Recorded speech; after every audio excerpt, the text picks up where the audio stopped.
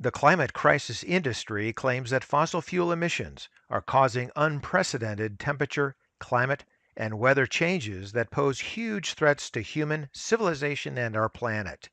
The only solution, they say, is to eliminate the oil, coal, and natural gas that provide 80% of the energy that makes the U.S. and global economies, their health, and living standards possible.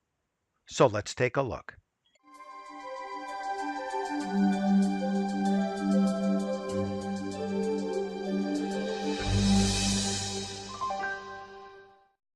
One of the ways that the activists believe will solve climate change is to steadily increase taxes on carbon based fuels and carbon dioxide emissions. However, as France's Yellow Vest protests and events in Poland have indicated, the world is not yet prepared to go down that path. On the contrary, countries worldwide are expanding their reliable fossil fuel use as families do not want to reduce their living standards or their aspirations for better lives. The claim by those in opposition is that climate computer model forecasts are completely out of touch with real world observations. They state that there is no evidence to support claims that the slight temperature, climate, and weather changes we've experienced are dangerous, unprecedented, or even caused by humans.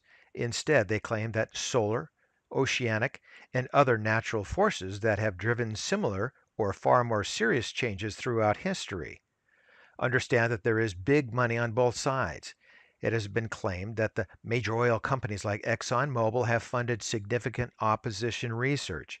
Another claim is that the Koch brothers have given over $100 million to groups denying climate change science.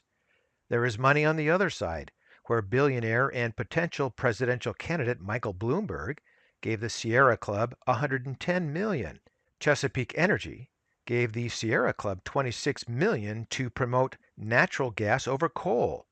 Other wealthy liberal foundations have given millions to other environmentalist groups to battle coal. But the big money is when you go to the world stage. For starters, the UN's Intergovernmental Panel on Climate Change says the world must spend $2.4 trillion per year for the next 17 years to subsidize the transition to renewable energy.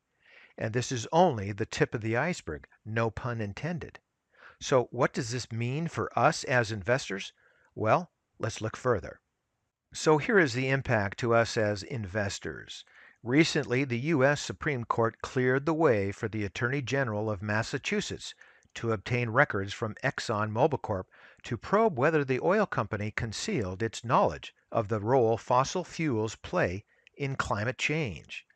The High Court's action marked the latest setback for Exxon in its efforts to halt the Massachusetts investigation, and a similar one by New York's Attorney General, who in October filed a lawsuit against the company.